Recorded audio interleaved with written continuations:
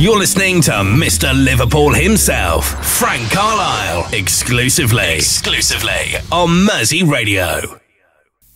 Good evening, ladies and gentlemen. This is Frank Carlyle for Mersey Radio, and I'd like to introduce a show that is unusual in all respects, because what I'm actually doing, I'm going back in time when I've interviewed some of Liverpool's most famous men, to be honest. And these famous men is Billy Kinsley, John McArdle, Mike Pender, Jan Molby, Nash, which is Brian Nash from Frankie Goes to Hollywood, and Herbert.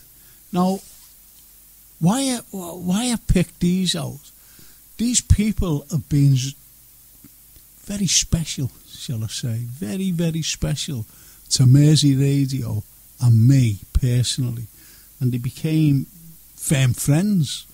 So the very first one, which was done in December 2015, was Billy Kinsley. Now, Billy was in the great band during the Mersey Beat era, the Mersey Beats, and with your long blonde hair and your eyes are blue. That was one of the most famous songs ever.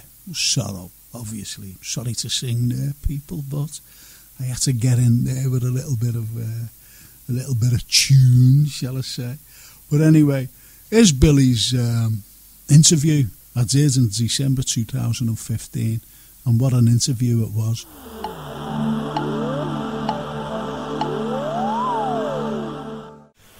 Anyway, I was eating my wagon wheel there, you know, Billy. Anyway. You know when you say things like that, like a wagon wheel? Yeah. The first time I had a wagon wheel was from our corner shop, which was Sykes's. Remember Sykes's? Sykes's, yes. Yeah. I do, yeah. They were on the corner of our street. Oh, right, because we had I came from around the Scotland Road area, Jerry Gardens, and we used to have a Sykes's on Scotty Road, and we used to go down there, you know, for our cakes. We love cakes, and Sykes's had the best cakes, and I just says wagon wheels as well. But Billy, don't you think that the wagon wheels then were bigger than the wagon wheels that you get today? Well, we were smaller. Well, we were smaller because we were kids. Yeah, we got all about that, you know. And I've got to be honest, I had a wagon wheel for the first time in many, many years last week. Oh, go on. And yeah, I did. And I can't remember what it was. It was at a party the other night somewhere. And I had a wagon wheel, and it was great. No, that's what I was enjoying there. But it was smaller, Frank, I admit. Well, my hands are a lot bigger. Ah, well, there you go, you see. But unfortunately, I think that they've made them smaller, much smaller, to be honest. Even the Mars bars, you know, they've seem to be a little bit smaller as well. Anyway. Well, yeah, you can say that again, yeah. Anyway, Billy, you've been listened to by loads of people, you know. They've all been getting hold of me and saying, "Is Billy on tonight?" Yeah, you know. And there's a Maureen Gibbons down in Essex, and she said, "Please give him my love." And Maureen, you know, she comes up to Liverpool. She's seen you many, many times, actually. Where's she from? Where about Liverpool? No, she's not. She's from Essex.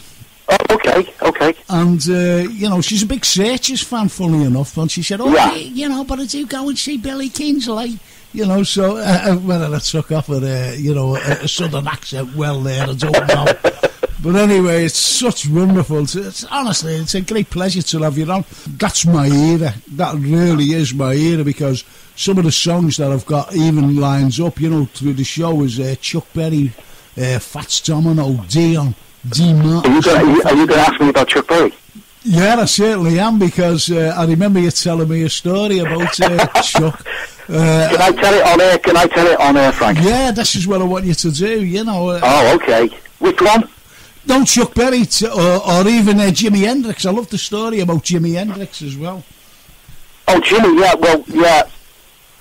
Very coincidentally, when Jimmy came over here from the States, Jess Chandler from the Animals, who left the Animals to become a manager, he had this wonderful guitarist who had seen in New York, I think it was, on tour, just as a backing guitar guitarist, he hadn't even heard him sing.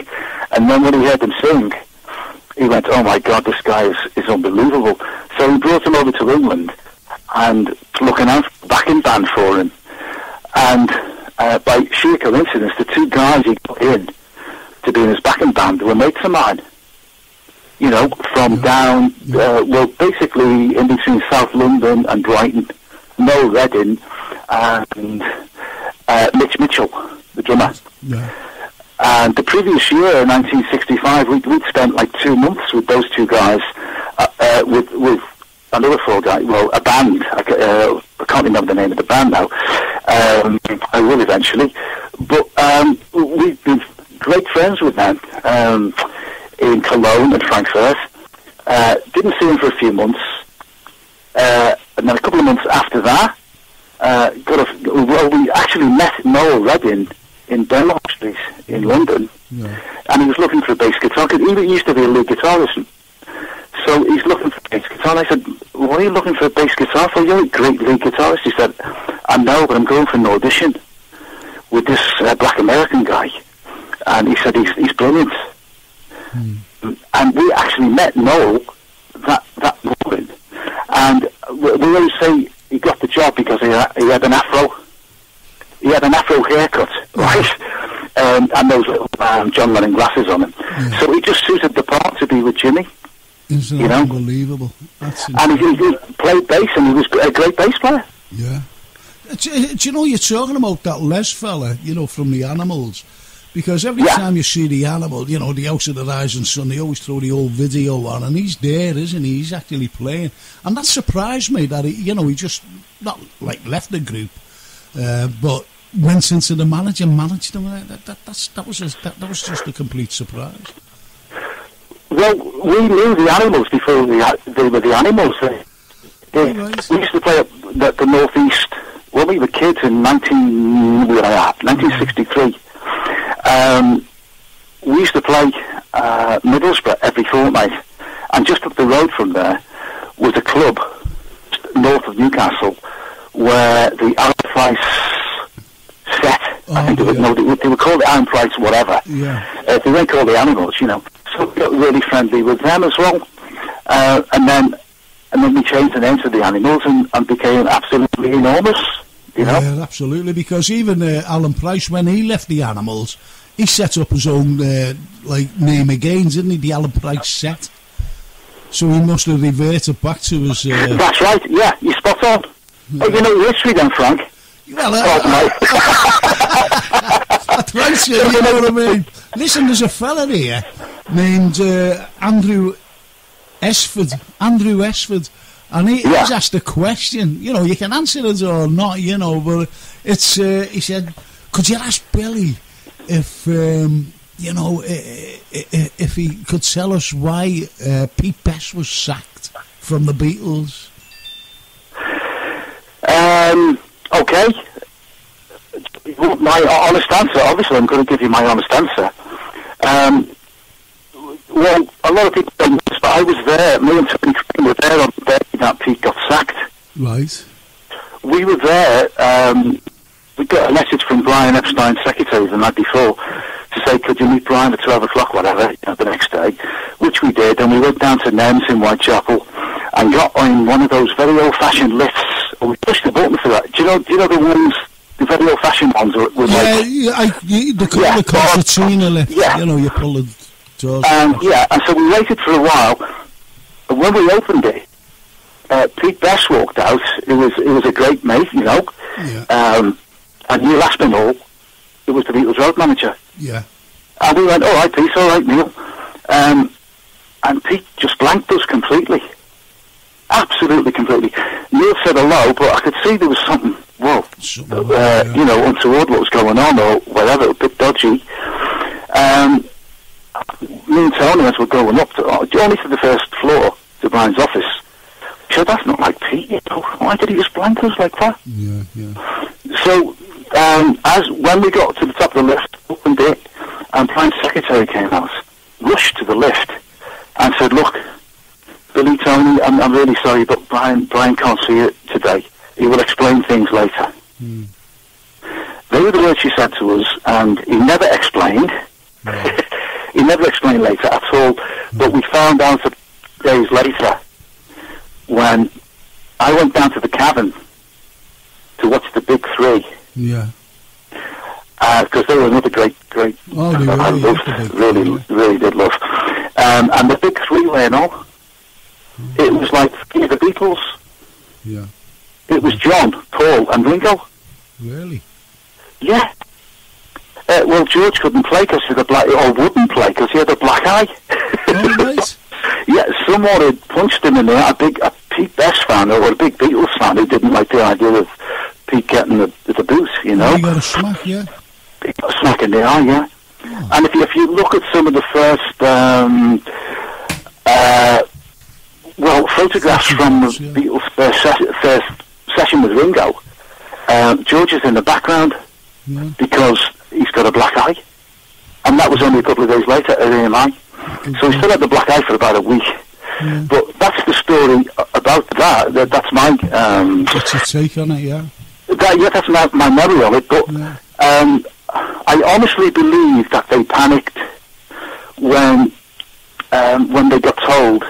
George Martin said, "Look, yes, okay, yeah, you got the job. You've passed the audition.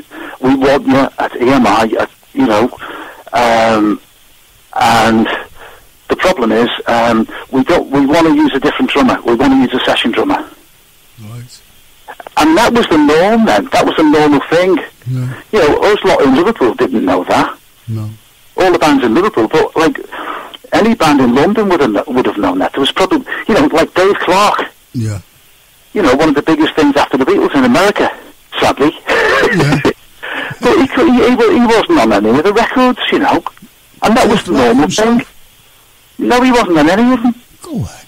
No, seriously, don't quote me. No, I'm not quoting you. I'm just saying, it's just surprising, isn't it? Because, like myself, you look at these things and, well, you're young and you're full of energy and no matter what, and you see them. I always watched Top of the Pops, and it was Dave Clark, and it's not it's not like like major, is it? Because it's Dave Clark anyway. Yeah, exactly. Yeah, and he was the good-looking guy who all the girls loved. So that was part of the appeal, obviously. Yeah. But I'm not just blaming Dave, for not being good enough for this session. But there was loads of people like that. When we turned up 6 months later, probably, to do our audition at Phillips Records, just up the road from EMI, John Banks, our drummer, had a coffee before our recording. We had 3 hours to make 3 tracks. That's what it was like in those days. And we pulled up, set our gear up and everything, and we had half an hour to spare. We just hung around. We were tuning up, and John just went to the coffee bar at Phillips Records, and he noticed Joe Brown's drummer. His name escapes me at the moment, but he was one of the top session drummers in London. And I think Jack Brewster's there. He was just an incredible bass player, as you know, and a few other session guys. And John sussed it out right away. He said, "Hey, they're here in case we don't cut the mustard. Right. If we're not good enough, it's just going to be you and Tony singing, and us lot, backing you. Go on. And we've got to keep it quiet." That happened a lot, But we did it. We actually played and sang ourselves, so we learned lessons from other people. Well, you do, don't you? And that's a fact. That's fascinating, that, Billy. And that's I was reading something about Lime Street Station the other day and what it used to be like, and someone asked me about my memories of Lime Street Station, and I said, well, when I was a kid, it was like I don't know, it was just one of those buildings that was enormous, the hotel in the front and everything, whatever it was called, you would know that. The Western Hotel, it was called. I knew you would, yeah. I'll have to take you in there. I'll have to get together and I'll take you into a couple of buildings that'll, it'll be jaw-dropping for you, Billy. Okay, but we were always back and forward to London at the time. This is 1963, probably. 63 probably. And we used to bump into the Beatles all the time. And there was like... don't remember. You might remember it. It was like a cafe, but it was a restaurant. I think it was called the Buffet or something. Yeah, you had a few, didn't you? You had the cards. The Lime Street. No, I'm talking about in the station itself. Oh, yeah. That's the Lime Street Buffet, yeah. That's right, you're spot on, yeah, cool. Yeah, and we used to bump into them all the time, and then all of a sudden we saw them with these pink shirts and green trousers and everything, Yeah. And then we looked at them, and they saw us looking at them, and what are you looking at? What? And we were looking at the covers at the end, and we just got these from, in London. It's called Carnaby Street. Right. And that's when we first heard of Carnaby Street. Yeah, because it became very apparent. They were buying all these flash clothes from there, yeah. Yeah, it became very apparent, Carnaby Street. See, don't forget, with the Mersey BT there, and everything happening, here in Liverpool, I think the likes of other parts of the country were, a little bit jealous of us, especially London. And that's why they started, these trendy things, the likes of Carnaby Street. So they really, and I'm talking about the press here. I'm talking about the press, the media. Let's face it, the whole press was based in London then. Of course it was. So, they more or less was saying, what the hell are these people doing up there in Liverpool? Let's get something on down here. And that's why the likes of Dave Clark 5 then, Rod Stewart and the Faces and, all the London-based group, the Stones, obviously, and they really did promote them. Let me tell you a great story about the Stones. Go on, brilliant. Well, we played with them a few times. This is before anyone was famous, or just getting to be famous. But one particular gig, we played with them in Morecambe. Right. And we held the record, this big gig in Morecambe. I can't remember what it was called. But the Stones, I think we might have been top of the bill, I don't know, or the Stones at the time.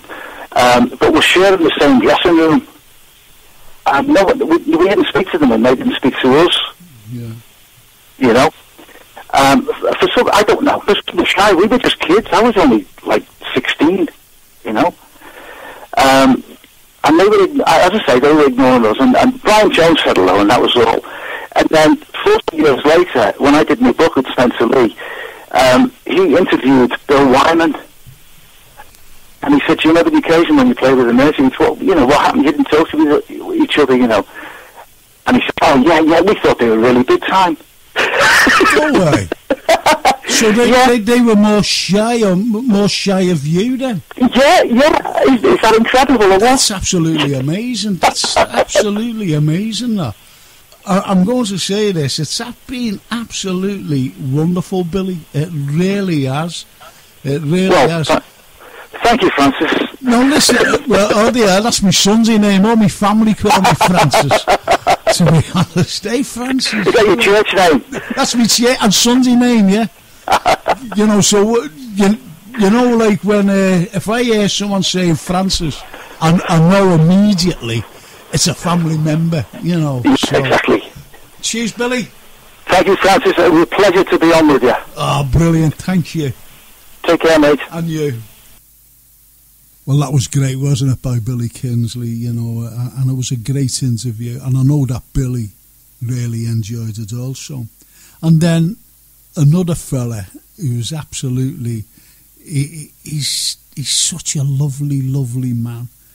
And this particular person, great actor, Brookside, but he's been in many others, and it's John McArdle. And I interviewed John in July 2016, and what he was actually talking about was his autobiography, You Never Said Goodbye. And it's like an open letter. The autobiography is like an open letter to his dad. And you never said goodbye. It was the death of his father, unfortunately. And the title says it all.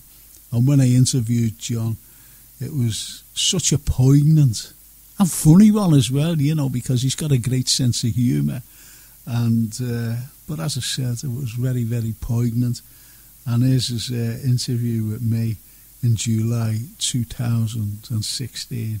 about his autobiography, You Never Said Goodbye.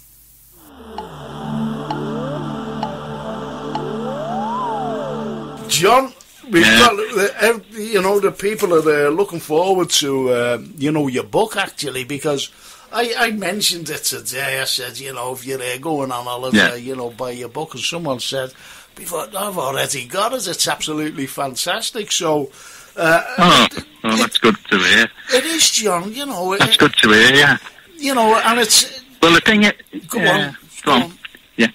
No, I was going to say the thing is that the idea I got to write that book, Frank, was I was on a train going down to London. I think it was 2008.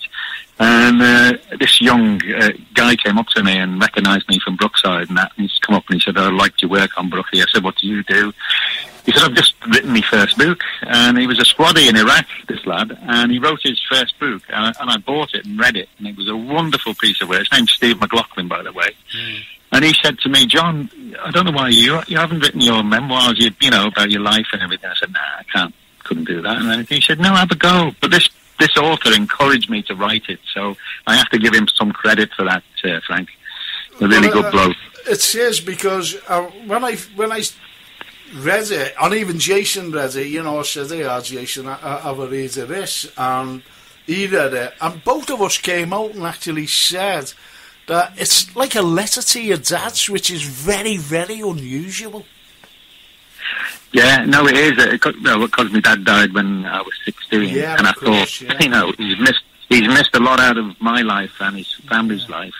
I thought I'll write it as a letter to him, to say, dear Dad, the day you left us, and this is what you missed of our lives, and what effect you had on leaving us.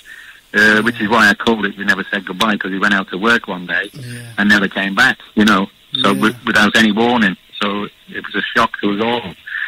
But to write it, though, John, obviously it must have been a very emotional process, am I right? To be writing the way you did to your dad. Well, I suppose so, it always has an effect on you, no matter when a loved one dies. It could be 50 years, which it has been in my case, or a couple of years. Every day you think about that person because they've been part of your life and you've looked up to them and everything. And also for my family, because there's six kids, and my mum's still alive. And I thought it'd be a good record for them to know, about my dad, a bit more about my dad, a bit more about what I did when I went off on my adventures around the world. yeah. I tell you what, though, before you, which really got me, actually, I think you went on a little bit of a downward spiral soon after your dad, because, you went into all this, these drug things and everything else, and then... No, I did. I did. I was part of that drug culture scene in the 60s. I think it was all an effect of my dad. My dad going. Partly what was going on at the time, and also I wanted to live life more, because I thought you're not here long. It sort of woke me up to this. You're not on this planet for very long, and I wanted to grab hold of it, and that's why I did all that travelling at a young age, I think. I think that's brilliant, because what you actually did, you did what I did, actually, because when I was 20, I was that fed up. And I'd done exactly what you did when you were 17. You went to London Road. You must have gone to the same recruiting office, because I did the same. You went to join the army. Yeah, London Road, I went in to join the Household Cavalry. And they said, do you like horses? Yeah. And they said, do you like horses? And I went, not really, why? He says, well, don't be worrying. He says, you'll be on the tanks. You won't be on horses. And he said, well, that'll do me. But I never joined, John. But you went on and joined, didn't you? You went on and actually... Well, I didn't last long, though. I did. I actually joined the Powers as well, which was quite an arduous... scary, that is. Entrance program. Yeah. And anyway, I did all the basic training and everything, all that. And then I decided it wasn't for me, because... in the end of the day, I didn't like being told what to do. Like we all did, at that age. It was the wrong profession to be in, but, I loved all the training and everything. But also, my mum at the time was suffering, so I thought I'd better get back home to Liverpool and help her out a bit. Well, so, listen, you've got to, you know, John, you've got to tell us this story because I want to get in as much as I can with you. You know, unfortunately, the thing is, when you were you were itching, weren't you, in Australia, right? When you were living there. Oh, in the book. Yeah, and you got in with. You just tell us about the two fellas that picked you up and he wouldn't stop talking. Yeah, well, this friend of mine, we went fruit picking in Moorooka, which is in Victoria. Anyway, we finished fruit picking and we were hitchhiking it back. So there, you never see a car for about 2 hours, 3 hours, and the sun was about 95 degrees or something. Anyway, the first one went past was a big wagon train. It was a big lorry, and he threw us 4 cans of lager out the window instead of stopping. So we had the 4 cans of lager. And then in the distance, we saw this car zigzagging. It was zigzagging all over the road. And anyway, it passed us, still zigzagging. And then the brake lights went on about 3 miles. Anyway, it reversed, zigzagging. Then all of a sudden, the passenger door was opened. And these Aussies went, get in the bloody car. So we got in the back. Anyway, we didn't speak or anything. They were doing all the talking. They gave us beer. And they were giving us some animal they were eating. I don't know, it was a kangaroo or whatever. And when Loz said that he's going as far as Sydney, they went, they put the brakes on the car. We nearly ended up in the front seat with them. And they went, George, we picked up a couple of pums. It was as if there was a disease in the car. They opened the door, kicked us out, and kicked us out and took the beer off us and everything. Left us in the middle of nowhere. Do you know what? I was laughing my head off when I read that because it's typical, isn't it? It's just typical. I'm not saying typical about Australians. No. Because we have Australian listeners, listening in here. But it is. But they were real. Yeah, they were real Australians and that. But they were not. Come on, sorry, John. Yeah. No. It was. We eventually got home anyway. In the end, Well, took us a few days, but we got home. This is it, one of the, it's like the acting bug as well. You were like around 25 because obviously you'd seen life from, the army right through in Australia. Yeah. Just tell me something, Bonsai Beach where you live by, is it made out when you were there? The way people going, that Bonsai Beach is absolutely fantastic. Is it fantastic? How did you find it, the experiences there?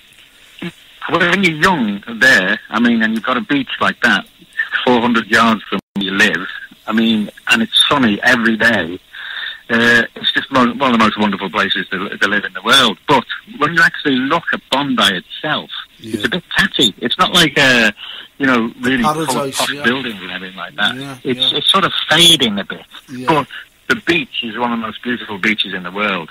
And when I used to work there, I was a scaffolder then.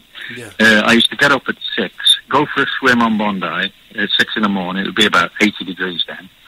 Work till about 3, and then back on the beach at 3 o'clock in the afternoon. So it was just a wonderful lifestyle. That's life, that, isn't it? Really. Yeah. But anyway, getting back, because you were a scaffolder, and can you tell the listeners what it was all about? When you first went, got the acting bug, that is. Yeah, well, at school I used to be, it was the only thing I was good at school, but I never thought that I could become an actor then, because it was like, 1962 or something, and I thought you had to be posh to be an actor, so I wiped that completely out of my mind. But when I came back from Australia, I was married. I got married out there, and my wife at the time, she went back to education to do art. And she said to me, "What are you good at?" And I went, "I don't know, nothing." Scaffolding, lying on the beach. So because I lying on the beach and drinking beer. But she said, "Go back to school." I had no qualifications when I left school, so I went back to do some O levels and stuff. And the drama department knew I was a scaffolder and said, "Would you come round and build us a bridge for this play we're doing?" And so I went out and I used to watch the actors while I was building this bridge, and one of them got sick and dropped out, and I said to the director, I said, I can take his part if you want, I'll do that. And they went, "You an an actor. And I went, no, but I can do it. I could do that. It's a bit of a Yozza Hughes. Yeah, Yozza Hughes, that's your hearing, man. I can do that. I could do that. I can do that. And anyway, they let me join the group, and after a year or two with them, one of them said, have you ever thought about doing it professionally? And I said, no. So this guy encouraged me to do it professionally. So at 27, I gave up a secure job. You know, I had a good job then. I was like a foreman scaffolder then. Yeah. And went to drama school for a couple of years. So, you know, and the rest is history, because I've been doing it for 35 years now. The thing is about all these adventures I was telling you about that I did. Yeah. I was looking for success everywhere, and it was there on my doorstep in Liverpool. Yeah. It was the first theatre I worked at properly was the Everyman Theatre. Yeah. And I did 2 or 3 seasons with them. And then I came back and did Brookside, Mersey Beat, and The Beat Goes On. So really, Liverpool has really given me everything, in a way. Yeah. Listen, John, not a good bunch. Do you know where you go around and you still call, you know, people there on sea and they say, "Hey, Billy," you know. Obviously, you find that. I think it's affection, really, rather than, you know. Yeah.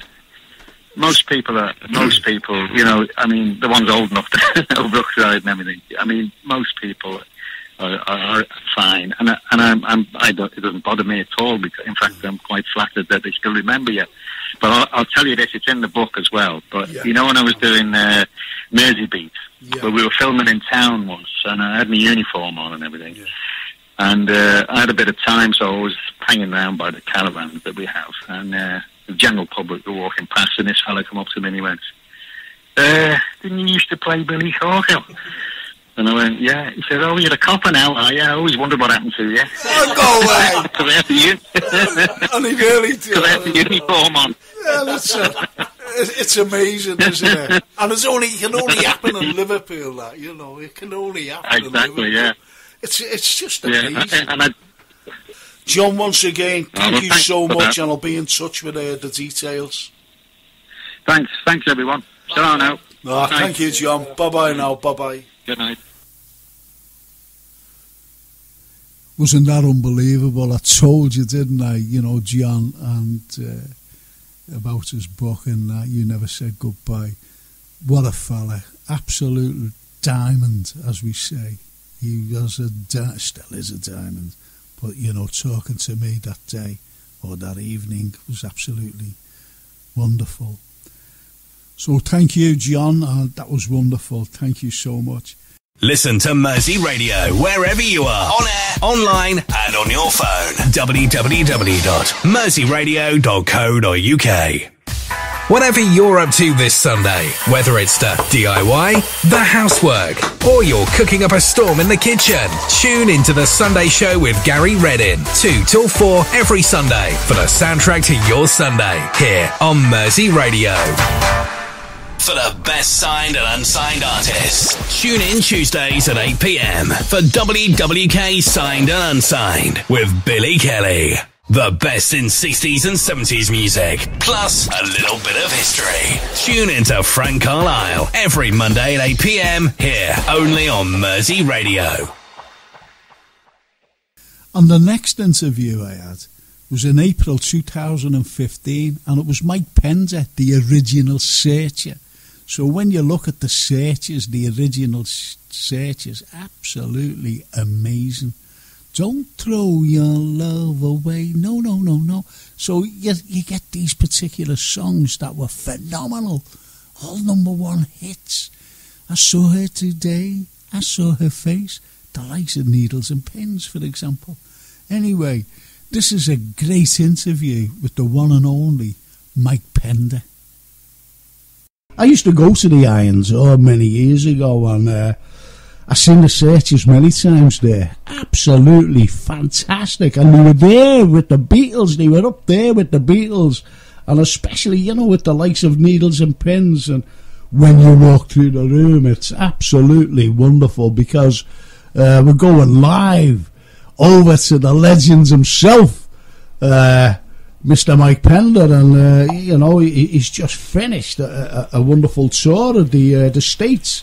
If you think about what he's actually done, the British invasion in the States, a very successful tour, and he's still touring now today, with the solid silver 60s. So it's just wonderful to have this legend on, and it's just absolutely wonderful. Are you there, Mike?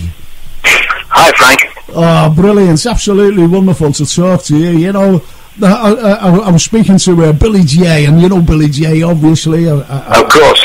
I know him very well. Of course you do. And the likes of Billy Kinsley, he's been on the show. Well, the Mersey Beach, Billy Kinsley, of course. Yeah, what we were saying, we were actually talking about you. Funny enough, and they've got fond memories of you, Mike, and obviously you've been over in the States and with the likes of the lads and this successful tour. Can you tell the listeners a little bit more about it and what you're actually going to do here? Well, it came as a complete surprise to be offered a tour over in the United States after 50 years. It's got to be, hasn't it? Yeah. But the thing is, I think there's always room for nostalgic music, Yeah, no matter where it is in the world. Yeah, of course, the Americans have always been infatuated with that great title, the British Invasion. They love it over there. Yeah. And of course, most of the Liverpool bands in the 60s, like the famous Four, of course, and Jerry and ourselves. We all went over to America, and most of us appeared on the Sullivan Show, which you had to get, really. If you were going to make it in America, you had to get that show. Yeah. And good enough, we got that show, and I remember the song we sang on the show was Needles and Pins. So that was probably the one that broke it for us in America. Yeah. And even today, people still remember all those songs. And so... Well, do you know what? Come on, Frank. I'm sorry there. Did you remember those songs? And one of the most, which surprised me, totally, was I always, everybody, I don't care who they are, especially our generation, sing Needles and Pins or hum to Needles and Pins and everything else. And when I found out who actually wrote it, I thought one of you lads wrote it. And it was it was Bono, wasn't it? Sonny Bono, wasn't it, really?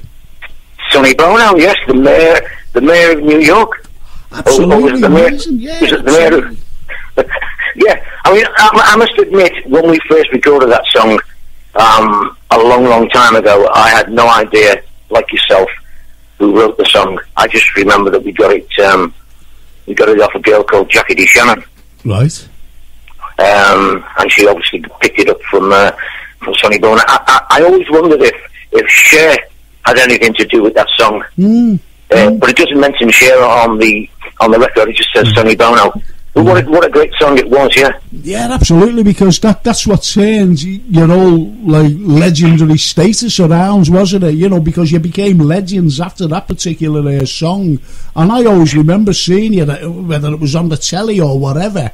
And going out and just enjoying myself, and Thank You Lucky Stars. I always remember seeing you on Thank You Lucky Stars.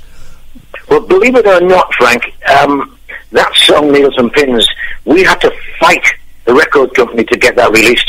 Really? They didn't want that song. They wanted something else. Because it all happened so quickly with Sweet's My Sweet and Sugar and Spice. Yeah. And record companies, what they're like. Bottom line is, they're only in it to make money, like every business, really. Yeah. And so they wanted another Sweets for My Sweet type song. And but don't you think that, like Sweets for Me Sweets and Sugar for Me Honey, one of the greats anyway, legendary. And but it just sounds like, I'm not saying sounds like it, but it's that distinctive Searchers sound, Needles and Pins. Well, I think we developed that sound over a period of time. We didn't start straight away, because when you go into the recording studio, we're all fresh to all that. It was all new to us, Yeah. That's probably the same with the Beatles when they went in, and all the groups from Liverpool. Yeah. But it's just a whole new experience for you.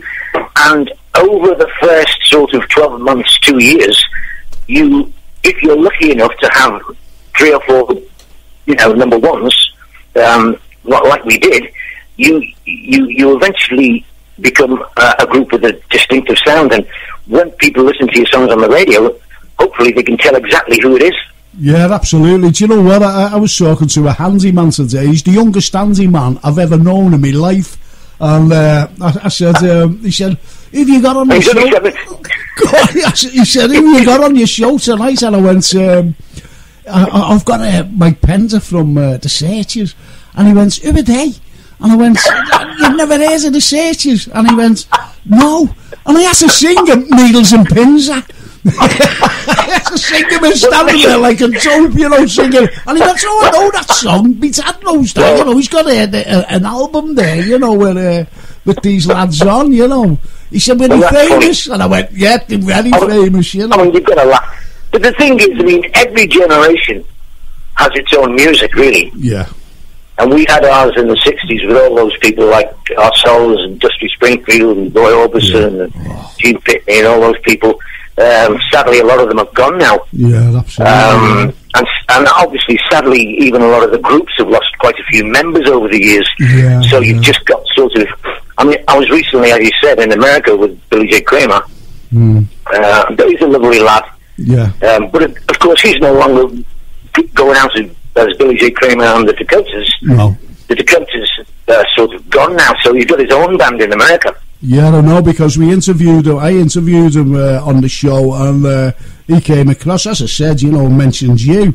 Absolutely wonderful, because I was talking about the 60s and the stables, that the groups belong, the bands belong to. And obviously, the Searchers were mentioned.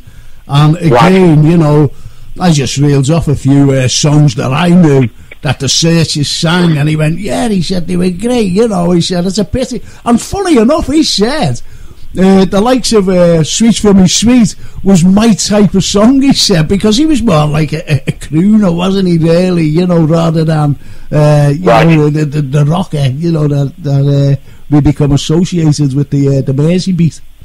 Right. Well, Sweet for My Sweet was a good song, and it was the first one we ever recorded. But we had lots of really good songs after that. Obviously, Needles and Pins. One of the best songs after that was When You Walk in the Room. Absolutely fantastic. I remember going to Crane's music shop in Liverpool. Do you ever remember that? Of course, I was just taking a swig of my tea there, Mike. You nearly choked me. Yeah, I do remember Crane's very well. I remember going to Crane's music shop when I wanted to buy a Rickenbacker 12-string guitar. I'd just seen George Harrison with his Rickenbacker, and I thought, I've got to get one of those for this next record. And that was the first record we actually used a 12-string guitar on. And of course, that's one of the best-known 60s riffs, guitar riffs, the Walk in the Room riff. Yeah. But all good memories. People don't realise how difficult it was to get over there. Then, I mean, we had to take guitars.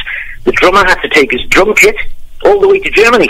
Good grief! Absolutely. And we had to go by train. I remember going from Liner Street down to London Euston, and we went over to Liverpool Street Station. We caught another train to Harwich. From Harwich, we went by boat to the Hook of Holland, and we went by train through Holland, eventually get to Germany.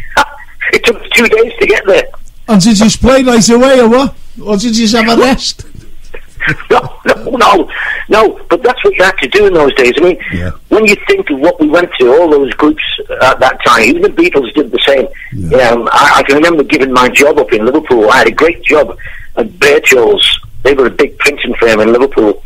Yeah. I always remember thinking, I don't really want to give them a job up, because obviously, even though jobs were easier to get in those days, unlike today, jobs were easy. You could leave one job in the early 60s and find another job. But I always remember the manager at Birchall said, "Mike, go to the Star Club. Your job's here when you come back." I thought that was brilliant. Yeah. But I didn't need it, obviously, because the Star Club dictated what I was going to do with my life. Well, that's it, because you mentioned about going to the States and the Ed Sullivan Show, and yet the Star Club, the Beatles obviously, was very famous for the Star Club, and the likes of your good selves, because when you look at the Liverpool bands who actually went to the Star Club, and as you said there, Mike, that determined your destiny, so to speak. That opened the door, didn't it? And this is what you wanted to do, and very successfully still doing it today. Can I just say something here there, Mike? Because someone's just got in, and obviously he's listening to us, and it's a lad named Dave Nibb, and he said, according to that, I won't say what he said before Wikipedia, he said Mike is in the middle of a tour in the States. Please wish him luck if he hasn't finished it yet. I would love to wear the current bands as I always, and this is very important what he says, and I've always thought this, fully enough. He said, I would love to wear the current bands as I always regarded the Searchers as the most professional, in brackets, not brackets, inverted commas, together band I have ever heard. How about that for a compliment? Well, that's great. He's obviously talking about the original band. Yeah, obviously. I mean, Well, no, what he says is, I would love to wear the current band. Well, so obviously he's seen you, Mike, around with your band now. Well, yeah, I mean, obviously at the moment there's two Searchers type bands. Yeah. I mean, obviously John's still performing as the Searchers. Yeah, John. Because I mean, John, he's got to keep working. Obviously, we are. I don't really need the business anymore, but I still do, because if I gave it up, I would miss it.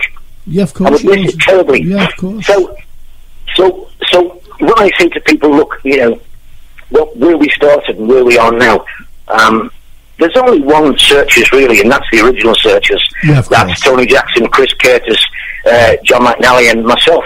Yeah. And when you think about all those hits, I mean, really, there are so many sound-alike and tribute bands around today.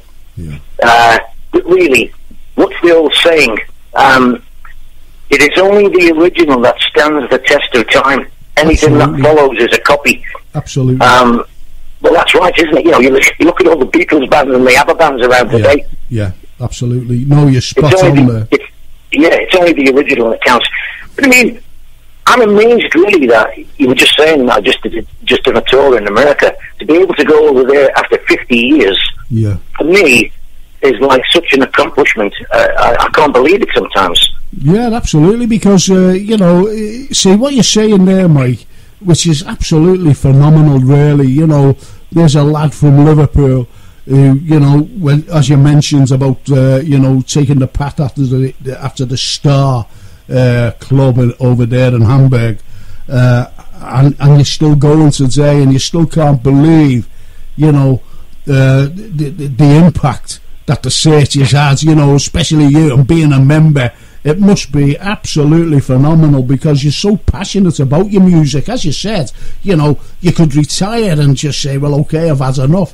However, your passion and your enthusiasm is still there, and that's why it will still come out in your music, obviously. Well, that's right.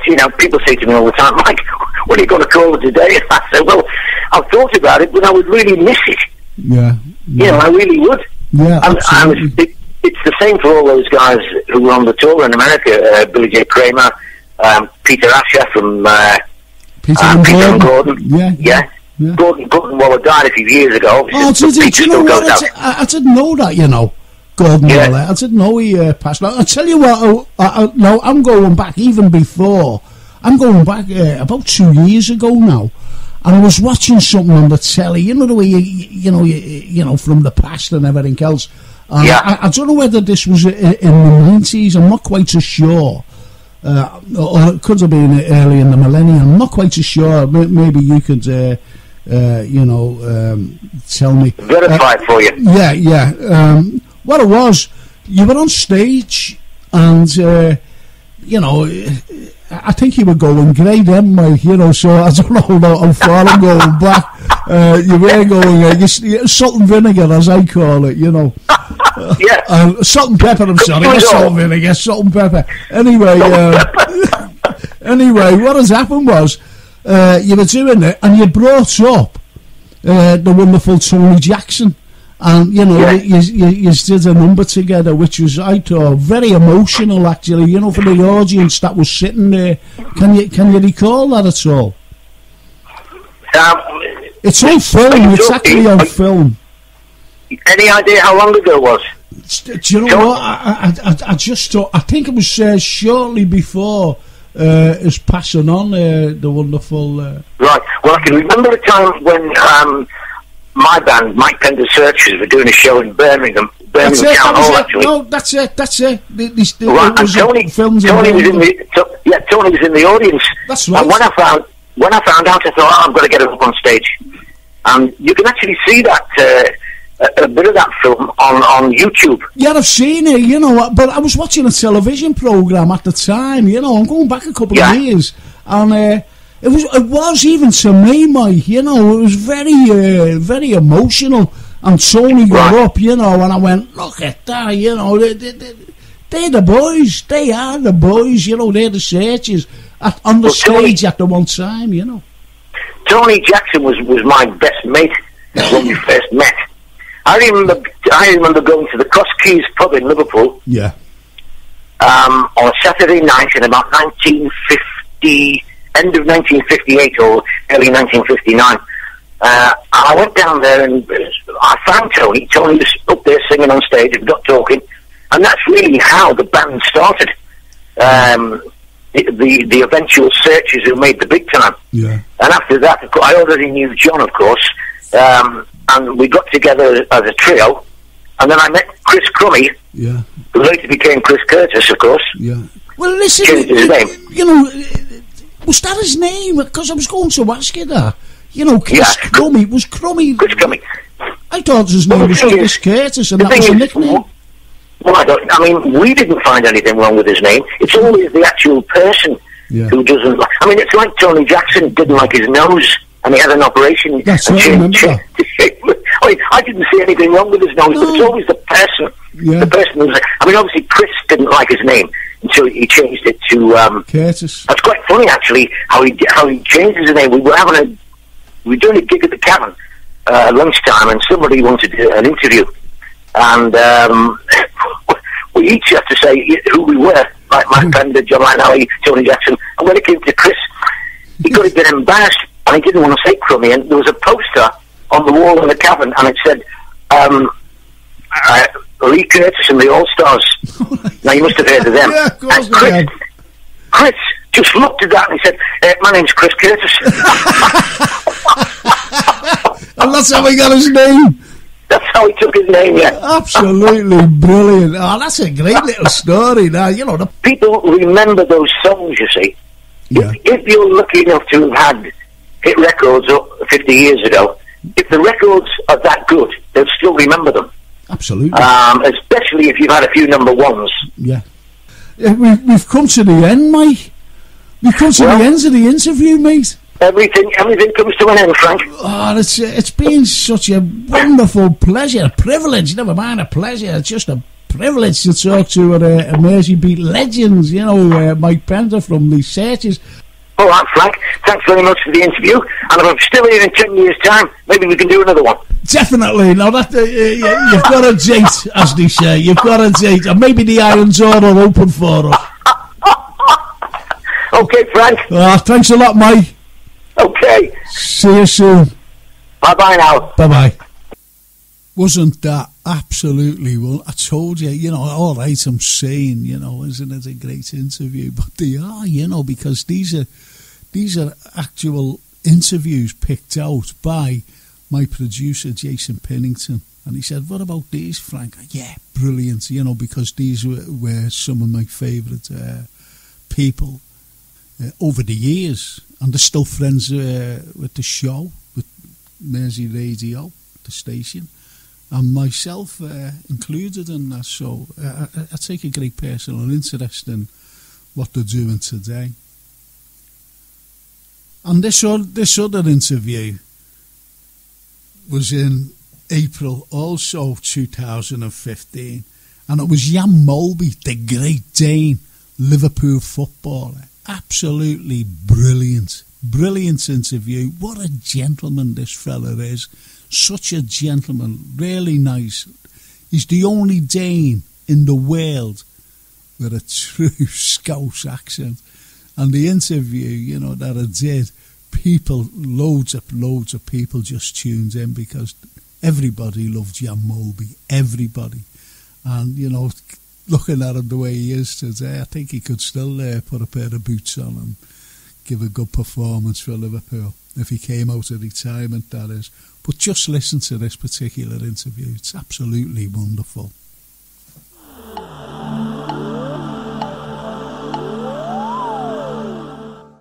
It was amazing when I said that you were on, and I was inundated with messages. But you must know, Frankie. I mean, all the listeners around the world, isn't it? I mean, it's one of those cities who just grabs you, isn't it?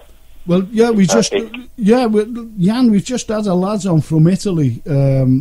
His name is Claudio. Well, his name is Claudio Boffatorletta, and he said that the city grabs him. He kind of grabs you and doesn't let go of you, does he? No. And I've had many of people who come over to Liverpool over the years, and they always say, "What should we do, Jan?" I said, "Just rock up into the city centre and kind of let the city take you." Well, that's great. It's one of those places you don't have to plan anything. A lot of places you go, you have to plan something to make sure you have a great time. In Liverpool, it kind of takes care of itself. Absolutely. I totally agree with you there, because I said to Claudio, I said, look, when you come over, I'll take you around. Around on a day, and I'll show you Liverpool. I have brought people around, from the likes of John McArdle and Joe McGann, I brought these people, and they love it, and I showed them things that, they think they know. It's terrible to say, but they think they know. I think we all know that. Well, we all think we know, but we don't, do we? Exactly, so... There's a history and a story to be told from every corner of Liverpool, isn't there? Absolutely, and, your old mate, Alan Kennedy. Now, what I suggested to Claudio was when he comes over, and he's a big Liverpool fan as well, big Beatle fan, I said to him, look, what I'll do if Jan and Alan Kennedy, because he mentioned Alan, I said, if they're free on that day, I'll take you around. I said, I'll show you a few things right in the city centre that you're never likely, to understand. And we'll go in and visit a friend of ours, Steve Evans, who works in the wonderful town hall there, and we'll get into places there that you've never been in, so it'll be absolutely wonderful. Well, there's not many people who come, Frank, without having a good time, is there? No, absolutely not. And we bring Paul Capper around as well, because they're absolutely wonderful, and they all love the history of Liverpool, So listen, come on. It blows your weight on it a little bit, I don't think anyone is aware when they come to the city what the city have to offer, No, and I'm glad you said that, because, there are some people, obviously, through the media, who've never been to Liverpool and still criticise it, and that's what I can't understand. I just cannot understand it. It's been a tough battle, hasn't it, Frank, but the city's standing up for itself, isn't it? We always stand up for ourselves, to be honest, Jan, and it's great, especially coming from the likes of you, yourself, and other big name people, saying Kenny Dalglish, for example. Kenny's always stayed here, and it's just wonderful to get. I mean, go on. It's important to stress that the city is much more than football, isn't it, Frank? But I think it is important also to stress that so many footballers who have no reason to stay in the city once they've finished are still there, aren't they? Yeah, absolutely. I couldn't agree more. I just mentioned Alan Kennedy. Yeah. And Alan's around, and just John Bath lives around the corner from me, It would have been easy for John to go back down to London, wouldn't it? But so easily, as we said before, there's something that makes you stay around, Yeah, absolutely. Now listen, Jan, I was talking to your lovely wife, Monty, and she said, I said, is Jan about? And she said, well, he's on the Beatles tour. Yeah. So, what about that, then? So what did you think? I didn't even know you were a big Beatle fan, to be honest. Well, it's one of those, and I mean, we try and do a lot of culture, and sometimes you forget what's on your own doorstep, don't you? Yeah, absolutely. You go here, there, and everywhere, and we booked this Beatles tour on Saturday, and I have to say I was amazed. I mean, obviously there's a story, there's a massive story, probably the biggest band in the history, but there's a massive story, and I think once you've been on the tour, you can kind of start to put it all together. You know, the words and the songs and everything just makes so much more sense. Yeah. You know, and again, what comes across from the majority of the members of the Fab Four is just their love for Liverpool, wasn't it? Yeah, absolutely. And you know, people say, you know, unfortunately, like, I've criticised a few people, a few of the Beatles, by saying, they go away, you know, and they never come back. And I know for a fact that Paul McCartney comes back very, very frequent, you know. Yeah. He's always here. He actually came once with all his kids, and he said, "This is where I was born, and this is all about Liverpool." And, you know, they were so mesmerised, you know, by it. His son James was mesmerised, and, you know, his daughter Stella, you know, mesmerised, and Mary, you know, just mesmerised by Liverpool. And I think it was Stella, I don't know whether it was Stella or Mary, who said, I've never found, you know, the people, you know, the people of Liverpool are so warm and friendly. I've never found that anywhere else than, you know, here. No, it is amazing, isn't it? Yeah, absolutely. So many different levels. Absolutely. So, you know, all right, you've got an interest in that, Jan. And you know, have you got any other interest? I know that you like taking the dogs for a walk. yeah, I do that as well. Frank, they're not actually my dogs. They're meant to be my daughters, but you know what daughters are like. Absolutely. So you've got the reins of them. Yeah. It's your turn, Dad. Absolutely. So away you go. But I mean, the Beatles thing it's actually quite funny because, you know, they were in the heyday in the 60s, and, you know, I was only a really young boy then. And then I grew up in the sort of 70s. There were more and more like Bay City Rollers and Sweet and Slade and whatever. Yeah. And it wasn't until I actually went to Hamburg, because Hamburg is, where I come from, is the nearest big German city. So that's where we used to go. And we were just reaching that age, 15, 16, and we actually went to St. Pauli, which is obviously the suburb of Hamburg, where the Beatles played, you know. Yeah. And that's where they all sort of, you kind of got an interest, and then it kind of just went from there.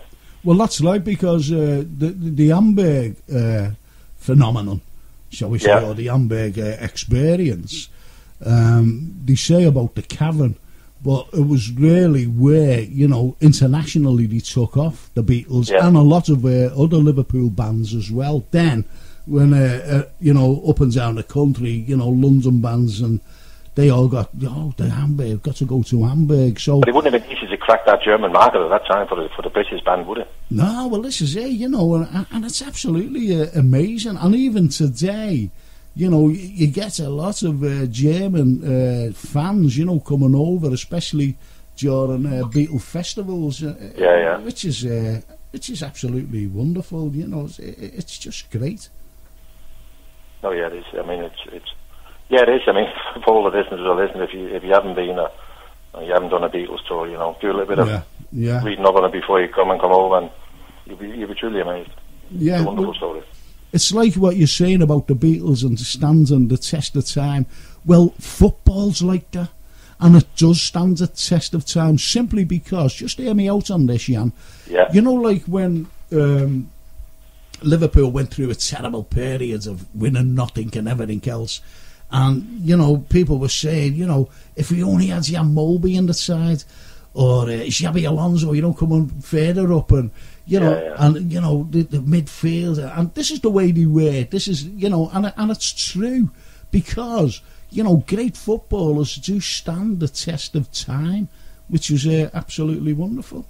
Yeah, no, I think Liverpool is a testament to that, isn't it? I mean, we even go back to, you know, to people before the 60s, you know, the likes of Billy Little, isn't it? Yeah. You know, well, most of us would have never seen him play. Yeah, absolutely. I think we've all been told so often that, you know, what a great player he was. Well, absolutely, and what you've got to think of as well, at the time, Liverpool were in the second division, and, you know, they were really going through a bad time, and Billy Little was a Scottish international playing for Liverpool in the second division, the old second division as it was. He played twice for the, you know, for the World well, the best team in the world. I forget what it was called, and he played twice. So and even the fans, the Liverpool fans, calls it Liverpool. Yeah. Which is absolutely, a Liverpool, which is absolutely fantastic, Yeah, but it's incredible to think what a name he's got in it when most of us would have never seen him play. Absolutely. It's just like, when you look at the, Liverpool Football Club and the Shanks, what a man, and Bob Paisley, Joe Fagan, absolutely incredible managers. Then you've got the players. In their own little way, they all played a massive part, didn't they? Oh, everyone plays a massive part. And your old mate, Ian St. John, what a legend he was. And it's just absolutely amazing to think. It's 50 years, isn't it, Frank, since them boys in 65 won the first FA Cup for Liverpool ever. Absolutely. Absolutely. And, when you think, I was a kid, and Liverpool had never won anything, in all honesty. No. And we won the second division when the Shanks took over. Came in, never won a sausage, and especially the FA Cup. And the FA Cup. But that was the game, wasn't it? That was the game. That was the final, of all any finals. Yeah. And Shanks won it against Leeds. And look at Jerry Bain. Broken collarbone, played on. Played the whole game, eh? Played the whole game, and more or less the whole game, because it was in the first few minutes, wasn't it? And bang, and his collarbone was broke. And to think that he was told, by Paisley himself, I know Shanks was the manager, whatever you do, don't show the opposition that you're injured. Yeah, don't show them you're hurt. Exactly, absolutely phenomenal. Do us a favour, can you hide that broken collarbone? Exactly, what's that all about, and he crossed the ball for the winner. Well, not the winner, but he crossed the ball for Roger Hunt, didn't he? And he put it in. Amazing. I remember when I joined Liverpool, we obviously didn't have professional medical people. We had the coaches did, and the trainers, they were the ones who looked after you, weren't they? Yeah. And Ronnie Moran, when you went down injured, he'd stand on the touchline. He wouldn't just run on. He would stand on the touchline. He'd look at you. Yeah. And he'd have to go say, "Listen, you better make sure you're hurt." He said, "I'm not coming on there for nothing, And then you kind of go, you give him thumbs up, and you go, "I think I'm all right, Ronnie." And you just get on with it, wouldn't you? You just limp on, Yeah. It was amazing what you could run off in those days, wasn't it? Yeah, of course, and some of them today, unfortunately, roll over, do these wonderful be better than the Olympics, wouldn't they? In a big Well, I mean, it's kind of society's different, Frank, isn't it?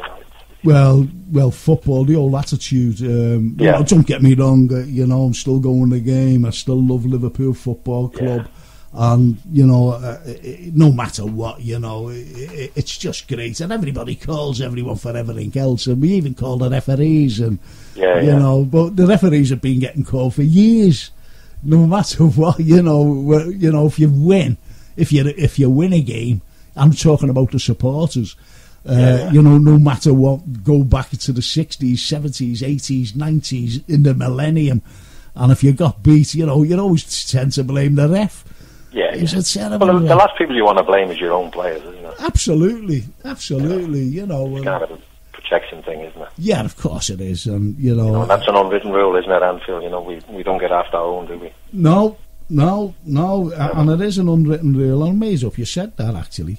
No, but I was there with Sooners, you know what I mean, and obviously it was pretty straightforward that people weren't happy, were they? No. But it never kind of manifested itself at the games, that was unheard of. Yeah, absolutely, and you just mentioned Sooners there, and great players, Terry McDermott. Yeah. And I think Terry McDermott was one of the most underrated. I've got to say this. Now, do you ever remember them finding the film of you scoring when you picked the ball up in RR and you went through and you wellied it? And I went to United one, No, I was there that night. I was there, and I flew in. And somebody actually sent it on a link to me the other week, and he said, "Just watch it and let me know what you think." And I texted him back and I said, "It was the noise when I scored."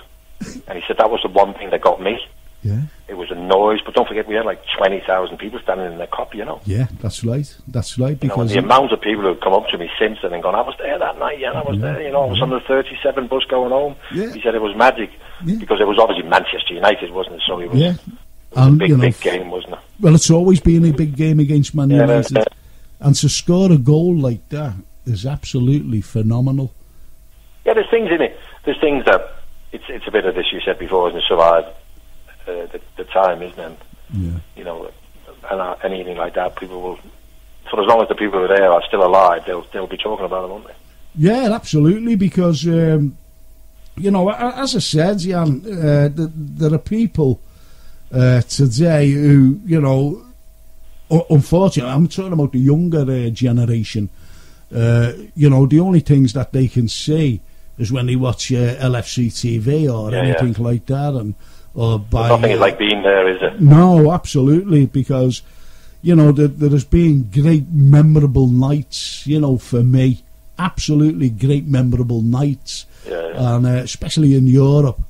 The thing at the end still the favourite one, or that's my favourite. More modern memory. You took the words out of my mouth, because the San Etienne, you know, you mentioned about the noise when you scored against Man U, and it was an unbelievable, it was a crescendo of just noise. It was just a super goal. It was as simple as that. And that San Etienne game, which was absolutely amazing, because I appeared on LFC TV one night with David Fairclough. You know, when it was down at in Speak there. Yeah, by the airport, Yeah, and he gave me a lift home, and I was talking about that, you know, and he said it was amazing, the noise, he said, you know, he said when I scored, and it was, you know, that was the winner, and I've never heard a noise like it. It's absolutely amazing, you know. What's your... I've got to ask you this, haven't I? You know, what is your, like, the most memorable game you've ever played in, and the most memorable, like, trophy you've ever won? Yeah, I mean, you know, as a young boy when I grew up back home in Denmark, and there was no professional football, and all I ever wanted to do was play for the club in my town, you know. And when I grew up, we were a non-league team, and then we got into the divisions, and I actually only played 18 months for the first team, but during that time we actually managed to get promoted into the top flight football of Danish football, the only time the town's ever been there. So that in itself, because it's your club, is a massive moment, isn't it? Yeah, absolutely. And then I went to Amsterdam and played a couple of years for Ajax, and then obviously I came to Liverpool, and people always used to say to me, what made you go to England at the time? I said, I want to play at Wembley, you know. I played at Wembley for Denmark, but I want to play at Wembley in a cup final, you know. Yeah. You know, you have that picture in your head when I was a young boy watching the FA Cup final on Danish TV, and I'm thinking, because as I said before, that was it, wasn't it? Yeah. So you think, if I can ever do that. So that was one of the reasons I came. So my standout moment is the 86 FA Cup final. That's unbelievable, because, you know, it was just absolutely amazing. It was amazing, frankly, but also because I genuinely believe that it was two of the best teams in Europe going head-to-head. Yeah. Us against Everton, you know. Yeah, well, funny enough, someone, Terry White, he's talking about your lost goal. Yeah. He said he's just got to, you know, he's put it through to us, you know, about the goal you scored. And he said, you know, you can't get better than that. But we all need little moments like that in your career, Frank, don't you? You know, you need moments that people remember you for, don't they? And this is it, you see. This is it. I mentioned to you about a pass that you gave out to Ronnie Whelan that led to a goal. You know, and it's just things like things of the moment. And obviously that goal I mentioned, you know, we were all there.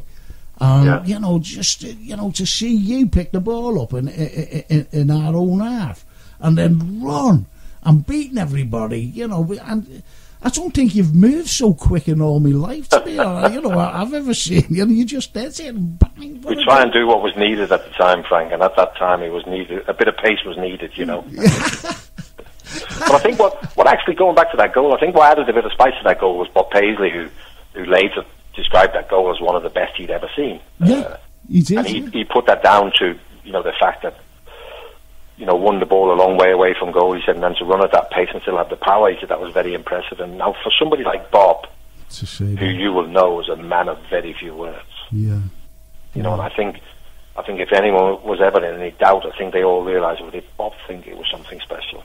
It must have been. It must have been. Absolutely, yeah. Jan, it's been absolutely phenomenal talking to you. No, it's my pleasure, Frank. Really enjoyed it. It's absolutely phenomenal. Wasn't that absolutely brilliant? I told you it was a great interview, didn't I? Jan Molby, the Great Dane, ex-Liverpool footballer, and he's still here. And I know his lovely wife, Mandy, and I think she was sitting next to him as he was being interviewed by me.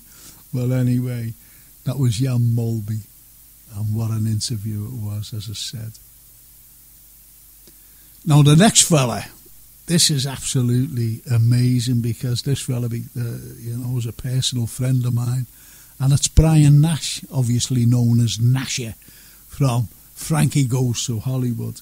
And this was done in April 2016, albeit that I've interviewed him since then. But this particular interview was in 2016, and it was a fantastic interview. And he told us loads and what was happening now, where he's living, and everything else. So, what he's recording as well. So it was a sort of intimate, shall I say, interview. Absolutely brilliant. Just listen to this.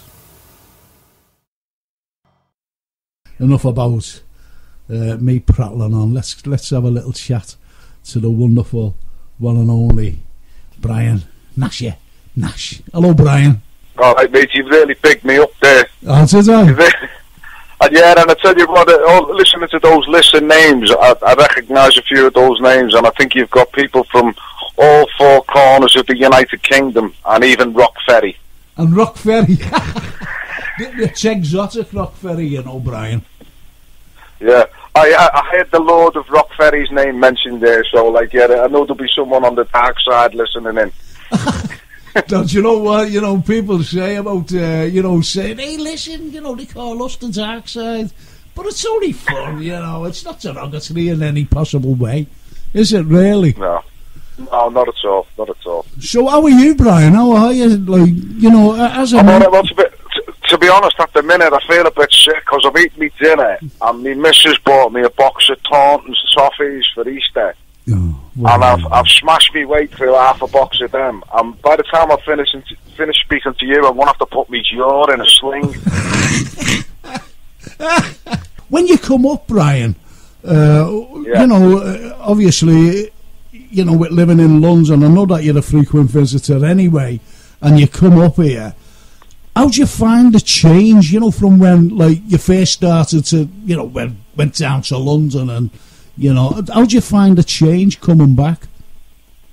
Well, in terms, if you were to give me a little, if I was to give you a snapshot rather, yeah. I think in 1981, 82, we, at the very birth of Frankie, we were rehearsing in the Bridewell off Campbell Square there. Yeah, I know that, yeah. And that was a rehearsal room, and around there was derelict. There were empty warehouses, there was no flats, there was nothing. You could even set your amps up and play outside and nobody would complain. Yeah. On a summer's day, you could be out playing your gigs in the patio there. Because there was nobody for hundreds of yards around it. And you look at it now, the building's still the same. A lot of the buildings around there still the same, but all occupied. That's right. It's not the same place that I left, and I think that is the thing that makes me think is if that's changed that much in 30 years, where's it going to be 30 years from now? Yeah. We have a population who can't afford to live down here, down in London. You can work, people working from their little PC terminal on their hamster wheel somewhere. Liverpool is thriving. After I'm a visitor, from someone who turns up there and just goes, this is just bouncing. And it's not just a Saturday or Sunday. You go into Liverpool any night of the week, and it's bouncing, and it's the people. It's the people that have kind of have held it together, in my opinion. And it's only going to get better. I mean, to be honest, I should be working for Merseyside Tourism, because everyone I meet down here who says, oh, you're from Liverpool, and you say, yeah, have you been? And they say, no, I haven't. I say, well, what's your excuse? It's only 2 hours, 10 minutes on a train now from the centre of London to land in the centre of one of the best nights out you'll have. Oh, that's great. And I don't think you could say that 30 years ago, could you? No. I think you'd have a good. I think you'd have a good night out if you knew where to go. Yeah. But I think Liverpool has become more cosmopolitan, for want of a really audible, much better word. Yeah. But it is. I think the student population, my daughter included amongst them. Yeah. You know, Do you know I'm so proud. I'm so proud that she lives in Liverpool now. You know, and she won't come back. No. You know, she's used to a standard of living. She's got somewhere nice to live. Gone back to uni, blah blah blah. It's affordable. So the thing is as well, yeah, the thing is as well, Brian, what you're saying there. I know lots of students who have actually, settled here. And I'm talking about people from all over, not just the country, but globally, really globally. And they come here, they study here, they love the people, they love the warmth. They love the city itself, and they just settle here. Like footballers, I had Molby on, and he said, we all settle here because we love the place, and it's as simple as that. And I made up. I think with regards to students and people like that who come to the city and spend any amount of time in there, the city leaves its mark in them, and they will always have a fondness for that. Yeah. For the city within them, because they know what it's like. It's not a weekend or a hen night or a stag do. Yeah. It's people who've spent the time here, got to know the people. Yeah. It is really the place where nobody's a stranger. But what do you think of people, Brian, who really slag us off? Like a few weeks ago, before this fella was sacked, actually, Jeremy Clarkson was up here. He was doing a show. And, he really slated us because he couldn't get Tabasco sauce or something. And he just didn't like the city. He said, he was made up just to get back to London. So, what do you think of that? People slagging us off. I mean, with regard, I think there's many more learned and educated people have had their words to say about Mr. Clarkson in recent months. I don't really wish to add my weight apart from that. I don't think he should have been sacked. I think he should have been hung, drawn and quartered. I'm glad I didn't have to use any expletives there, I'm just made up with that. But anyway, Brian, getting on to your, like what you're doing today, everybody knows about your Frankie days and that, which was absolutely fantastic, by the way, because we've all got fond memories. A Liverpool band, and just fantastic it was. It really was. Your music today, and we just played Salt in Our Veins, which is about Liverpool, and the lyrics to it is, you still love the place, obviously, and especially with what you've been saying before about it when you come back up, and it's gone all. So what, Frank? As a Liverpool historian, I don't need to tell you about the musicians who've written great songs about Liverpool, about missing Liverpool. From the Beatles' Penny Lane to Wiley's Art as Big as Liverpool, just this train stop on Merseyside, Liverpool Girl, Forgotten Town. And I thought, well, this is really out of order. I've been a solo musician, writing my own stuff for over 20 years, and I haven't got a Liverpool song. Yeah. And I had this idea of the title being salt in their veins, because I think that's what we have. We have a little bit of bitterness, and Scousers, we're not impressed, are we? By anything, especially outside. Oh, you got an Eiffel Tower, have you? Yeah, we've got one of them. There's definitely like kind of that vibe going on. Yeah. So I had this title in my head for about 3 years.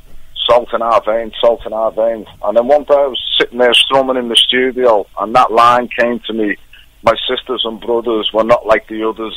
And that's, from that, the words just came out in about half an hour. It was like someone had pulled the cork, and it all just came down the plug hole and fell into place. But I'd say that, I'll just talk with you being a Mersey Radio show. I don't usually send out demo versions of anything to anyone, but I thought, you being a local historian, and I thought that some of the words might appeal to you. Oh, absolutely.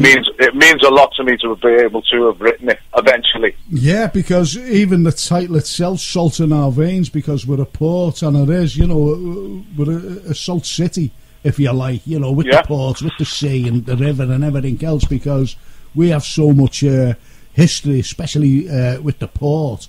And I suppose you knew, or know, people who went away to sea, just like I knew, you know, relatives and mates and, you know, friends and families, seafarers, and this is what we were built on. Well, I've since I finished writing my autobiography, I've had a few people say to me, you know, that really like the style in which you write. I never perceived it as a style. I just sat down and tried to make it like a one-sided conversation. And I've had an idea to write a novel about a ship that my granddad was on. It was, and you might even know about this, Frank, the Calpian Star. Oh, the Calpian Star, yeah. In the 1959, 1960, the Jinx ship that came into Liverpool. Well, my granddad was on that and died in Montevideo. And I've kind of like developed this story based on the story of the Calpian Star, and it, as you say, it's the seafarers, and I've got no shortage of people amongst the mother's side of my family who were seafarers and have been away at sea for me to be able to do my research, you know. And outside of that, my friends' dads, you know, who were all in the merch and engineers here, there and everywhere. So that's, I'm looking forward to delving into that and hearing some of those stories about the seafaring. I mean, I think there's absolutely fantastic. No, I think there's a lot of things about Liverpool fans in the 70s and 80s who went and watched Liverpool in Europe. They never had the same opportunities to travel like their dads did or their uncles did in the Navy, and I think that was why there was mass exodus of Scousers during those European trips, because we didn't have any stories to write about. We didn't have any tales of, you know, being in Caracas or Montevideo or somewhere on the other side of the world. It was like, no, we went to Paris or we went to Rome, you know. That's it. And I think that is the salt in our veins. It is that travel, and you know, we've always looked out to the sea. That's brilliant. You know, the sea was there. The sea was there before the city was there. That's absolutely brilliant, that, because do you know Nicky Holt? You know, he's a playwright. Yes, yes, Nicky, I know Nicky. Now, Nicky actually said, we don't look in, you know, to the country. We look out. We actually look out, and we look out over towards America, you know, and Europe and everywhere else, because of, I think what Nicky was saying there is, if you look in, it's all the derogatory press and everything else that you know, that are aimed at us, and it has been for the last 30 to 40 years. And, you know, this is what he was looking at. So he said, you know, the people of Liverpool now look out rather than looking in, and they're looking out over the sea. And, you know, again, it's just that wonderful title of yours, and I think it's a fantastic title, Salt in Our Veins. Well, you know, they say we're looking out to the sea. The big game changer for me in understanding Liverpudlians and how we are was seeing the Time Team special about the Lost Dock. And they were saying, you know, the guys turning up every day. It's a new deal. There's a guy coming in with a boat from something else. I've got something for you. All right, mate, how are you doing? Do you want a carpet? Oh, you got some bananas? Yeah, I'll tell you what, I'll swap you 5 carpets for a box of bananas. I mean, and that's how we are, and there is no mistaking that in Liverpudlians anywhere. You know, male, female, regardless of age.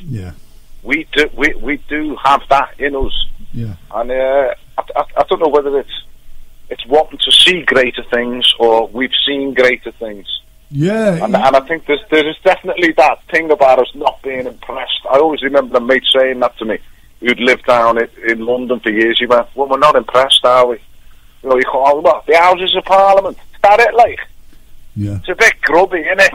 Yeah. No, again, and you're hitting the nail on the head because, you know, when I see people, I've met loads and loads and loads of visitors, no matter what part of the planet they come from, and I talk to them and everything else, and I'm trying to tell them about our history, and, you know, they say, well, what about? And again, it's about trying to be impressed, or they're trying to impress you. And it turns then, it goes in full circle. They don't actually impress us, but we impress them. And it's we impress them with our wonderful talent here, especially our history, especially our music, the likes of you, especially with our, you know, football, you know, sport. It's a very, very talented city, this particular part of the UK. Here in Liverpool is very, very talented. Whether you're a playwright, whether you're a poet, whether you're a footballer, whether you're a singer, whether you're a songwriter, whether you're anything, or just a novelist, or, you know, it's absolutely fantastic. And that's how you're coming over to me, to be honest, Brian, albeit you're a very talented person. I'm going to say this here. Do you ever remember there was me, you, and Etney Brown, and you might remember it, I don't know. Yes, of course I do. We were in the Everyman.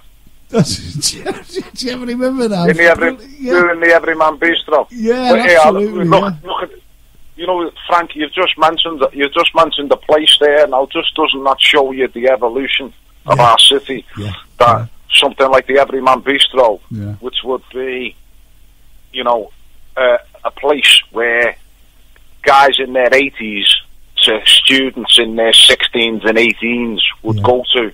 Yeah. And, you know, it's moved on. All right, I went to the other gaff, the Pen Factory, and it's not the same thing. The ceiling's a bit too high for me. It's a bit like being in a school canteen. But there is something about, you know, look at that, an absolute icon of Liverpool life in my growing up with the city. Yeah. And yet we've moved on, and we've got other places to go. You know, a mate of mine was up in Liverpool this week, and I said he lives in Tottenham down here. Loves mad Beatles fan, gone up for his birthday, and I said, do you need, texting him saying, like, do you need any pointers? So he's gone, yeah, any pointers would be great. And I've said, we'll start at the Belvedere, go to Philharmonic, the Flying the Loaf, the Crack, the Pilgrim, and ends up in the dispensary. After that, you won't care where you're going. And there's one of the best pub crawls in the world in 500 yards. All downhill as well, by the way. It is all downhill as well. You're spot on there. I'm going into the dispensary. I've got a mate who's listening in, George Jones, and that's where he goes. He always ends up there because he lives in Bold Street, in a place in Bold Street, and that's where he always ends up, you know, in the dispensary. I think the dispensary is a place to end up, because if you start there, you won't leave. You won't leave. There's good ale in there, mate. That's right. That's what I've found happens. You know, let's just nip in here for one, and then we'll go somewhere else. No, you won't. No, yeah, it's absolutely amazing what you've just said there. It's great. Brian, we've got to finish. We've got to finish. I love you so much, and thank you for coming on. Cheers, Frank. Look after yourself, and I'll be in touch, okay? Definitely, mate, and we'll have a pint in one of those establishments I mentioned earlier. Or maybe more than one. Or go on the pub crawl. Look after yourself, Brian. Cheers, Frank. All the best, mate. And you. Bye-bye. I told you, didn't I, that it was a great interview. Thanks, Nash, you lads. I hope you're listening in as well, you know, to this particular thing. Absolutely brilliant. This is wonderful, you know. I love everything like this and these wonderful people. Now, I did the next interview I did, I did this interview with a very, very special person, and it's one of his last interviews, believe it or not, and it's the wonderful Herbert of Liverpool. Herbert was a household name. He was such a loved person by everybody, and I mean everybody. Everybody loved Herbert, and it was such a sad occasion when Herbert suddenly just passed on. And this interview was in February 2017, less than a year ago, and it was so sad to hear of his passing, as I said. But just listen to this wonderful interview between myself, Frank Carlyle, and Herbert, and it's hilarious. He was such fun, and this is absolutely wonderful. Just listen to this.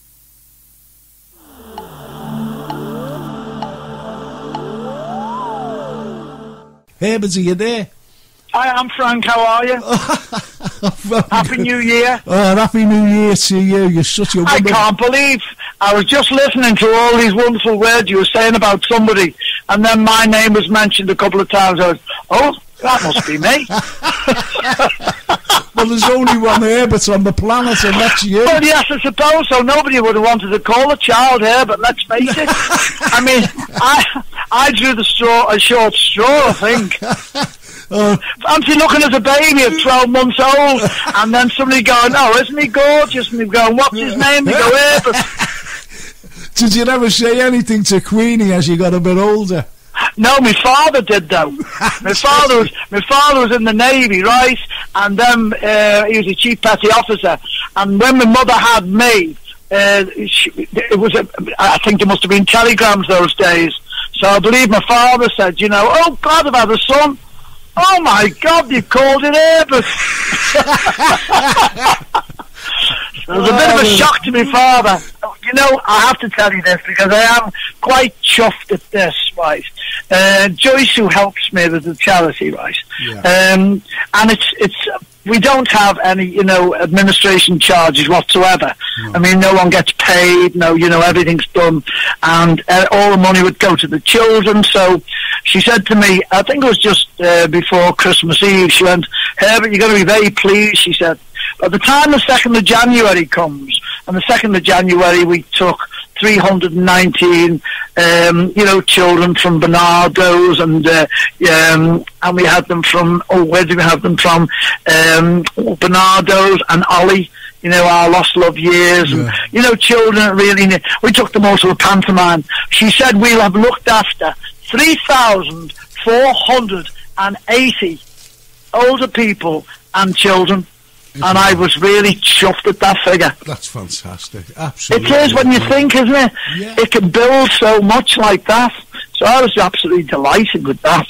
So, but you never ever think you reach that, you know. I know it's hard work, and it is, but it's very rewarding, you know, to see. Well, when you reach the target, it is very rewarding. Yeah. I was really surprised at that. I never thought we'd reach 3,480 people, but we have done. So, but, you know, I do enjoy it. So I would do it if I didn't enjoy it, I don't suppose, because it's not about me. No. But at the same time, I enjoy seeing them enjoy themselves. Well, you get what I mean? Yeah. No, I've got, and I'll tell you what, out of those people, I bet you they hadn't a clue who you were. And you're not worried about that, are you, really? Because... Not at all. No, not at all. They know who I am when I'm finished with them. No. I just like that, you know. Oh, yeah, I tell you where we get the best. I mean, everything's a great reward where you see the kids enjoying themselves. We took 1,200 children, you know, to Gulliver's Christmas World, and that's an amazing sight to see. Yeah. All like 50 and 60 coaches arriving, 10 o'clock in the morning, all these children. It is an amazing sight to see. And I find it quite easy to organise. I don't mean to be, you know, as if I'm very clever, but I've always been okay at organising things. Yeah. So that's amazing. But on Christmas night, after I do the lunch, I go into the Royal Hospital, you know, and I give out 250 boxes of Thornton's chocolates and Christmas cards from my mother, really. It's Queenie's Christmas. Yeah. But you'd be surprised at how I go in there like a whirlwind, I believe. Merry Christmas, everyone! as I go into each ward, and you'd be surprised. Their faces, everyone's light up. They do light up. And I tell you what, that doesn't get publicised, really, does it? Because you do it for the love of doing it. I don't want it to, but no. Somebody said to me, Herbert, you deserve an award. No, and what for? So they said, well, you deserve something. And I said, well, no, because if somebody was to give you a medal or something, you put it in your drawer. What good is that to you? No, Herbert, I said, I would like. Herbert, can I come in there? Because I think you do deserve something because, you've been doing this for many years now. You're keeping your mother's name alive as well. Oh, I am. Do you understand? Yeah. And, as you said, you raised like 30,000 this year alone. How many thousands over the years have you you've made? Well, that 30,000 was only on one dinner. Exactly, that's what I'm saying, Herbert. And not only that, you don't keep it and put it in a bank or whatever or under a mattress. What you actually spread it out and give it to the underprivileged people. And this is what I'm saying. And if anybody, and I've said this many a time, you haven't been there or anybody. And people say about, because me being a historian, as you know, Herbert. Oh, I know. People talk about, people from the past and even people in the present day. And, they say, well, out of Liverpool people, who would you think deserves an award, such high esteem? And I said, there's only one man right now. Well, there's two. There's Ken Dodd and there's Herbert of Liverpool. I said, because Herbert of Liverpool, he does, and I explain what you actually do, and other things besides, without any publicity, you actually go and do it.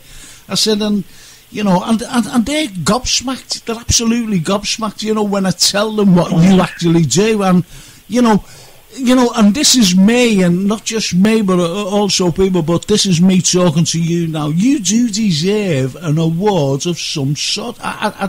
You do, you really do, and because you are a main character of Liverpool, a good character, by the way. I've been there a long time, haven't I? I'm not getting into that, I've been here a long time, haven't I? Yeah. 52 years in business. Well, listen, 55 years in hairdressing. My God, I've been here a long time. I was born in Old Swan, wasn't I? Yeah. I'm born a Liverpool, and there's nobody like Liverpool people. No. Let's face it, all of them have got a heart of gold, and they would do exactly the same as I am doing if they had the opportunity. I'm sure they would. Funny enough, as I said on the first half of the show, we were actually talking about seafarers. Like you mentioned, your dad being a seafarer, being away. And we were talking about music and what music was coming over from America post-war into Liverpool, and we were talking about the music scene, from the Beatles and upwards and what we gave back, through the Beatles. And it's only through the Americans and what they were doing, of course, in their entertainment. Of course. I used to work with Ringo Starr's wife, Maureen Cox. Oh, yeah. Yeah, Maureen was a hairdresser, and she was amazing. That's and I remember him. He telephoned the salon I was in, and of course I was a lot younger, of course.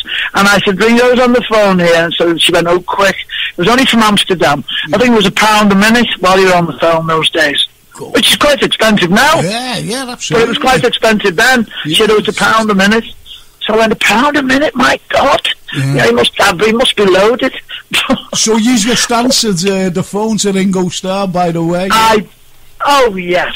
Just answered the phone back. Yes, of course it did. So, but I mean, we all go back a long time into the Beatles days, don't we? Yeah, did you ever remember, I remember skating round, the Silver Blades in Kensington when I was a kid. Yeah. To Love Me Do. Oh, it just come out. Yeah. Love me do. Yeah. It was amazing in those days. The only trouble was I didn't have my own boots. I had to get those awful higher boots, So in actual fact, you used to go round on your ankles. Do you know what I couldn't stand up straight on them. You can't stand up straight. You were bow-legged with your ankles. It was ridiculous.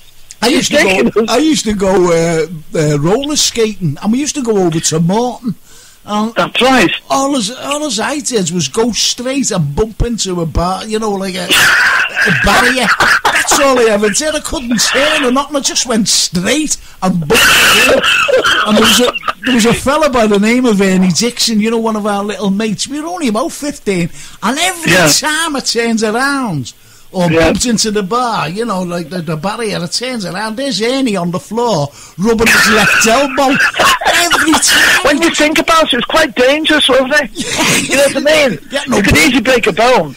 No brakes on them, you know what I mean? No, you didn't have brakes on. Yeah. I wasn't into roller skating, I was only into the ice skating. I wasn't very good at that. Well, I wasn't very good. The ice rink, I mean, you've only had them now. There's an ice rink in D-side, and I think there's one going to open, I think it's down by the arena. The new arena. There's talk of an ice rink opening there. Okay, yeah, I know, and but isn't it a shame though, Herbert? You've got fond memories of the ice rink up in Kenny, and people didn't want it shut down because I remember being a campaign and. But shut down they did, and it's a shame really because it is. You had the likes of Torval and Zine and that John Curry did, and these other lads who were absolute world champions and Olympic gold medalists. Fantastic. And, of course. So you would have never been an Olympic champion then, would you? I don't think so. Not going round on my ankles, I don't think so. It's absolutely wonderful. Don't think so at all. It's very funny that. Yeah. Oh, Frank. Herbert, honestly, it's been an absolute joy talking to you again. Go on, you. Absolutely wonderful. Thank you very much, Herbert. It's just a privilege to call you a friend anyway. Oh, that's lovely of you. Thank you, Frank. That's really kind of you. And thank you for asking me to come on. Oh, thank you. And give love to Linda Mack for me. Yes, and I send my love and respect to you too. And lots of love to all your listeners. And, for the new year, I hope it's going to be a very, very happy and healthy new year, which is more important than anything, I think. Absolutely. Thank you. Yeah. All right, well, God bless to everybody. And God bless to you. Bye-bye, All right. Thank you, Frank. Bye-bye. Bye-bye, everyone. Bye. I told you what an interview that was, didn't I? Wasn't he a funny, funny man and a very loving man? And he just loved Liverpool. He loved the people. He loved his mother. He loved everything about Liverpool. His city, his birth of city, everything about the people as well. And what a man, sadly missed by us all. And that was Herbert of Liverpool. And sadly, he's gone. So with all those wonderful interviews with Billy Kinsley, John McArdle, Mike Pender, Jan Molby, Nash, Herbert of Liverpool, it's me, Frank Carlyle, for Mersey Radio, signing off, and I hope that this year, 2018, will be the best year of your lives. God bless you all.